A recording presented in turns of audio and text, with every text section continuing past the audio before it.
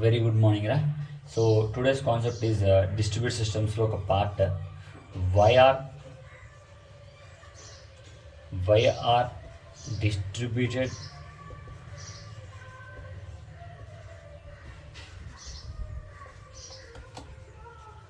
computing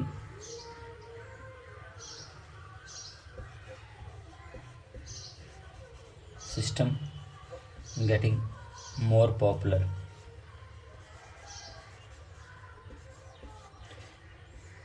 ఎందుకు distribute system చాలా popular అవుతుంది, దానికి రీజన్ ఏమిటి? The first reason,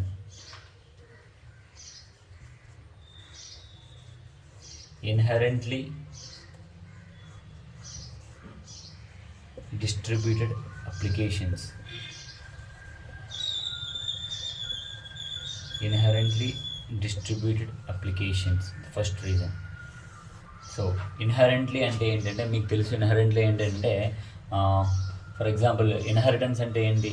so parent నుండి సో రెండు చైల్డ్స్కి, సో అంటే ఇతనికి ఉండే లక్షణాలు ఇద్దరికి వస్తాయి, ఈ చైల్డ్ నుండి ఇద్దరు చైల్డ్స్ ఉంటే వాళ్ళకి కూడా వస్తాయి.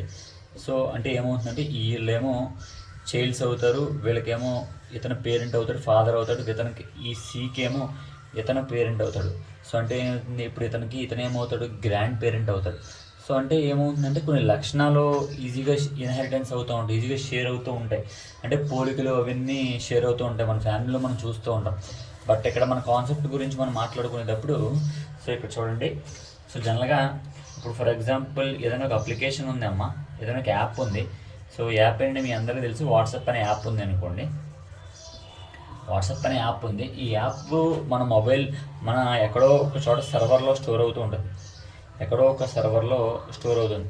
సో దాని నుండి చాలామంది మొబైల్స్ తోటి ఆ యొక్క యాప్ని రిక్వెస్ట్ పెడతారు, ఆ రిక్వెస్ట్లో తిరిగి వచ్చి డౌన్లోడ్ అవుతుంది. సో అంటే ఏమైంది, చాలామంది మొబైల్ యూజర్స్ ఒకే ఒక యాప్ని చాలా వరకు షేర్ చేసుకుంటున్నారు. దాన్నే ఇన్హెరిటెన్స్ డిస్ట్రిబ్యూట్ అప్లికేషన్స్ అంటారు. అంటే ఏదో కానీ అప్లికేషన్ కనుక చాలా ఎక్కువ మందికి షేర్ అవుతుంది, అది డిస్ట్రిబ్యూట్ సిస్టమ్స్లో ఒక మేజర్ మనకి పనికొచ్చే విషయం అన్నమాట. సో అలాగే నార్మల్గా మేజర్ పనికొచ్చే విషయం ఏంటంటే, అదొక మేజర్ బెనిఫిట్ అని అర్థం. సో అలాగే ఫర్ ఎగ్జాంపుల్ ఒక కస్టమర్ ఉన్నాడండి.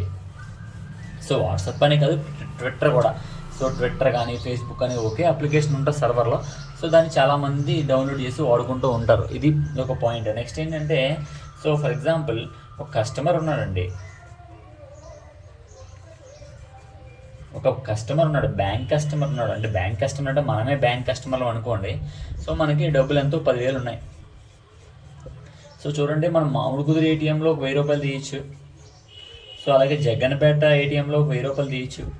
అలాగే విజయవాడ వెళ్ళినా కూడా ఒక 1,000 రూపాయలు తీయచ్చు. అలాగే హైదరాబాద్ వెళ్ళినా కూడా ఒక 1,000 రూపాయలు తీయచ్చు.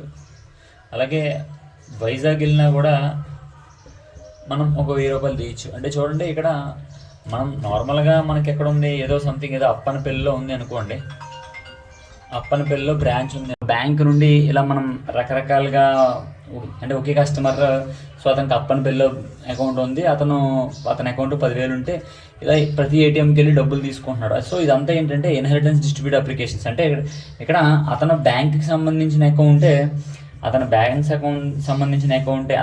సంబంధించిన అప్లికేషనే చాలా చోట్ల ఓపెన్ చేస్తున్నాడు, అలాగే చాలా చోట్ల డిస్ట్రిబ్యూట్ అవుతుంది. సో దీన్ని ఇన్హెరిట్లీ డిస్ట్రిబ్యూట్ అప్లికేషన్ అని అంటూ ఉంటారు. సో నెక్స్ట్ వచ్చేది ఏంటి అంటే రిసోర్స్ షేరింగ్ అండి.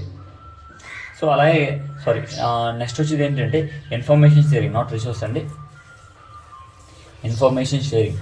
సో ఇవన్నీ కొన్ని పాయింట్స్ అండి ఎందుకు డిస్ట్రిబ్యూట్ సిస్టమ్స్ మోర్ పాపులర్ అవుతుంది అనే దానికి. So information sharing,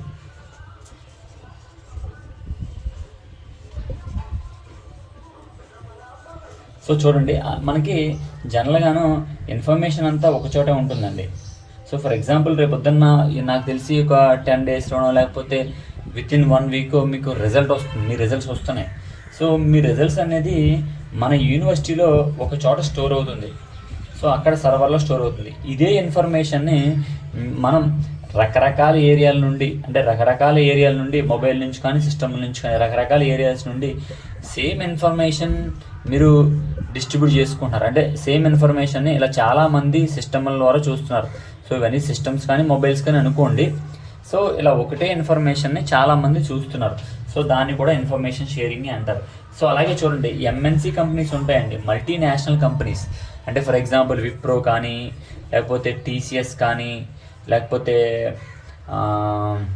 tech Mahindra కానీ, సో అలా చాలా పెద్ద పెద్ద కంపెనీలు, లేకపోతే డెలాయిట్ కానీ, లేకపోతే చాలా పెద్ద పెద్ద సాఫ్ట్వేర్ కంపెనీస్ ఇవన్నీ కూడా.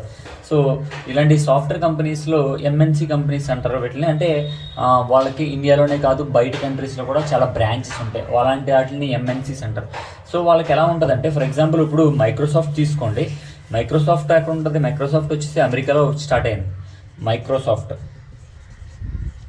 సో ఈ మైక్రోసాఫ్ట్ అనే కంపెనీ హైదరాబాద్లో మన తెలుగు రాష్ట్రాల్లో ఓన్లీ హైదరాబాద్లోనే ఒక బ్రాంచ్ ఉంది.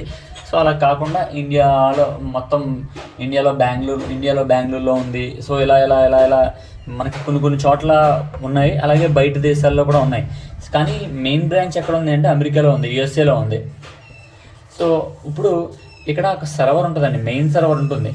ఆ మెయిన్ సర్వర్లోనే కదా ఫర్ ఎగ్జాంపుల్ హైదరాబాద్ లొకేషన్లో ఉండే ఎంప్లాయీస్కి, అలాగే బెంగళూరులో లొకేషన్లో ఉండే ఎంప్లాయీస్కి, అలాగే ఫర్ ఎగ్జాంపుల్ దుబాయ్లోనే ఉందనుకోండి, దుబాయ్లోనే కంపెనీ ఉంది, ఆ లొకేషన్లో ఉండే ఎంప్లాయీస్కి, వీళ్ళందరికీ కూడా ఇక్కడి నుంచే జాబ్ రోల్ వెళ్తుందండి. అంటే వాళ్ళు ఏ వర్క్ చేయాలి, డైలీ ఈ హైదరాబాద్ ఎంప్లాయీస్ ఏ కోడ్ మీద వర్క్ చేయాలి, డైలీ బెంగళూరులో ఉండే ఎంప్లాయీస్ ఏ వర్క్ చేయాలి, సో డైలీ దుబాయ్లో ఉండే ఎంప్లాయీస్ ఏ వర్క్ చేయాలి అనేది ఇక్కడి నుంచే మెయిన్ సర్వర్ నుంచే వెళ్తుంది. సో అలాగే వీళ్ళు ఏమి సబ్మిట్ చేసినా మళ్ళీ ఇక్కడికి స్టోర్ అయిపోతుంది. వీళ్ళు ఇక్కడ ఏ సబ్మిట్ చేసినా వీళ్ళు ఇక్కడ స్టోర్ అవుతుంది. మళ్ళీ ఇక్కడ ఏం సబ్మిట్ చేసినా ఇక్కడ స్టోర్ అవుతుంది. So that is said to be information sharing. So అంటే ఇన్ఫర్మేషన్ అంతా ఒక చోట ఉంటుంది, బట్ అవసరాల దృష్ట్యా అది రకరకాల అందరికీ కూడా షేర్ అవుతుంది. దాన్ని ఇన్ఫర్మేషన్ షేరింగ్ అని అంటూ ఉంటారు. సో నెక్స్ట్ రిసోర్స్ షేరింగ్ అని.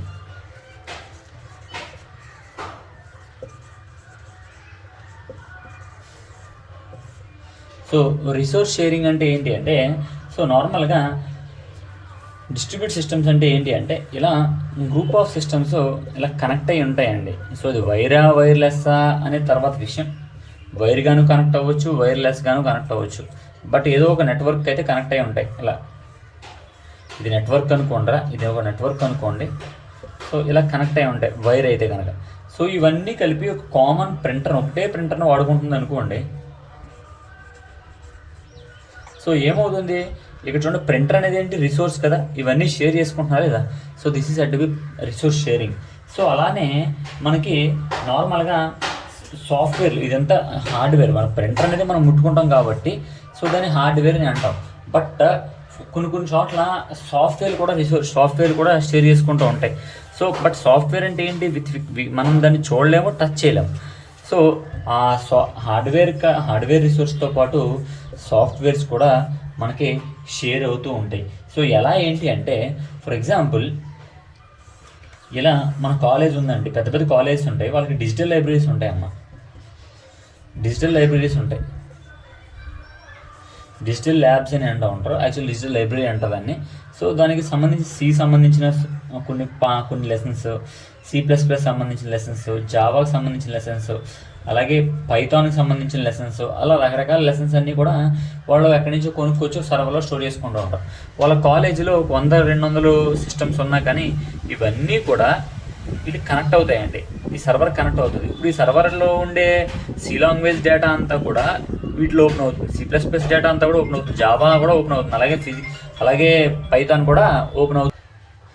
సో చూడండి, సో అంటే ఇక్కడ ఉండే సి లాంగ్వేజ్ యొక్క డేటా అంతా కూడా మనకి రకరకాలుగా సిస్టంలో షేర్ అవుతూ ఉంటుంది. దాన్ని రిసోర్స్ షేరింగ్ అంటారు. రిసోర్స్ షేరింగ్ అంటే హార్డ్వేర్ని షేర్ చేసుకోవచ్చు, అలాగే సాఫ్ట్వేర్ని కూడా షేర్ చేసుకోవచ్చు. సో నెక్స్ట్ వచ్చి కాన్సెప్ట్ ఏంటి అంటే,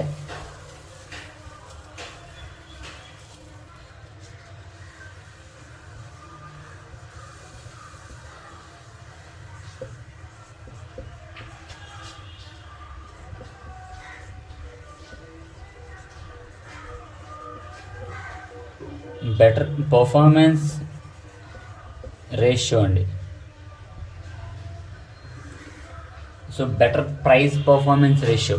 so better price performance ratio అంటే ఏంటి అంటే, సో నార్మల్గా మనకి ఒక కలర్ ప్రింటర్ ఉందండి. సో జనరల్గా మనకు తెలుసు, జనరల్గా బ్లాక్ అండ్ వైట్ ప్రింటర్ కంటే కలర్ ప్రింటర్ రేట్ ఎక్కువ. సో ఎప్పుడైతే సిస్టమ్స్ అన్నీ కూడా ఇలా గ్రూప్ ఆఫ్ సిస్టమ్స్ అన్నీ కూడా ఒకే ప్రింటర్ని వాడుతుంది అనుకోండి, సో అప్పుడు మనకి ఖర్చు అనేది, ప్రైస్ వాల్యూ అనేది తగ్గుతుందా లేదా? సో దాన్నే బెటర్ ప్రైస్ పెర్ఫార్మెన్స్ రేషియో అని అంటూ ఉంటారు. సో అలాగే లార్జ్ స్టోరేజ్ డివైస్ కూడా ఉంటాయి.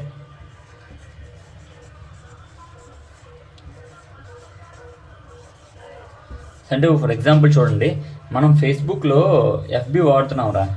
ఎఫ్బిలో ఒక 4 years క్రితం ఫోటో కూడా ఈరోజు సంథింగ్, ఈరోజు డేట్ అంతా, ఈరోజు 16th అనుకోండి, 16th July అనుకోండి.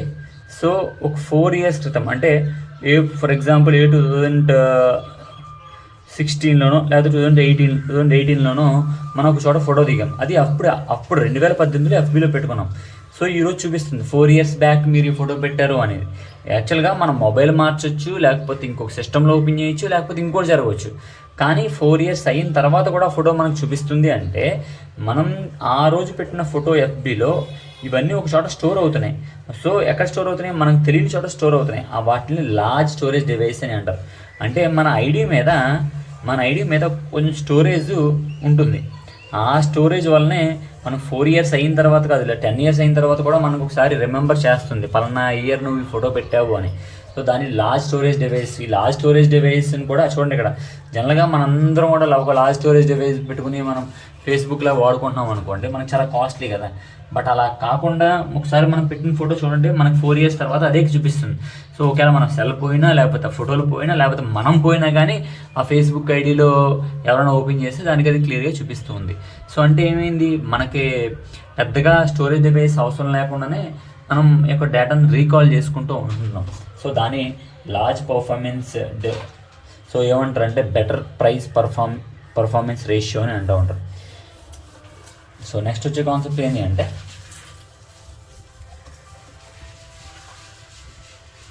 షార్టర్ రెస్పాన్స్ టైం అండి. షార్టర్ రెస్పాన్స్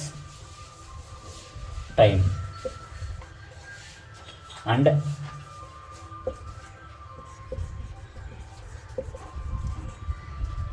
హయ్యర్ త్రోపుట్ అండి. త్రోపుట్ అంటే ఏం కాదు, అవుట్పుట్టే. సో ఇప్పుడు దీని గురించి చెప్పాలి. సో నార్మల్గా మనకి డిస్ట్రిబ్యూట్ సిస్టమ్స్ అంటే ఏంటి అంటే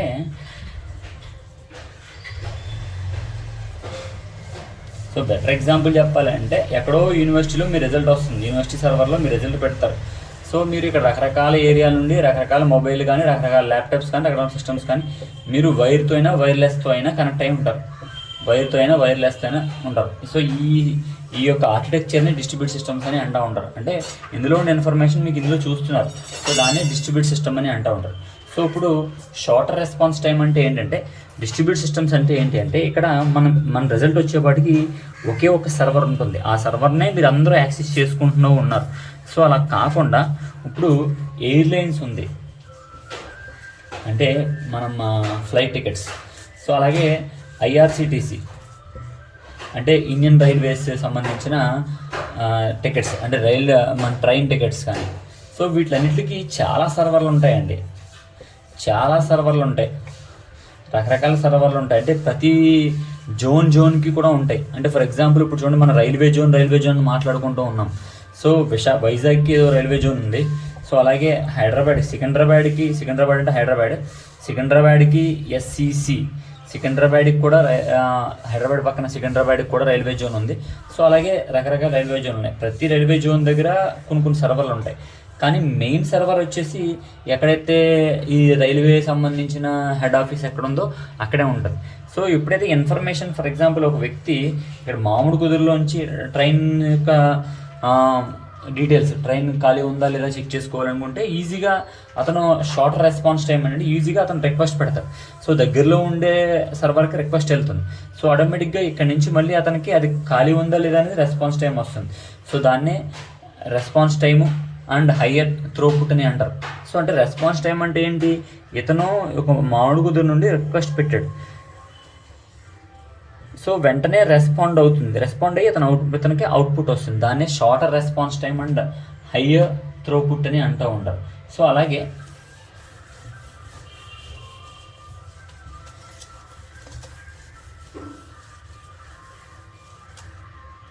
higher reliability. So higher reliability అంటే ఏంటి అంటే నార్మల్గా డిస్ట్రిబ్యూటెడ్ సిస్టమ్స్ వల్ల మనకి పెద్దగా ఎర్రర్స్ రావండి, ఎర్రర్లెస్. ఒకవేళ ఎక్కడైనా ఎర్రర్ వచ్చినా మనం ఈజీగా ఫైండ్ చేయొచ్చు.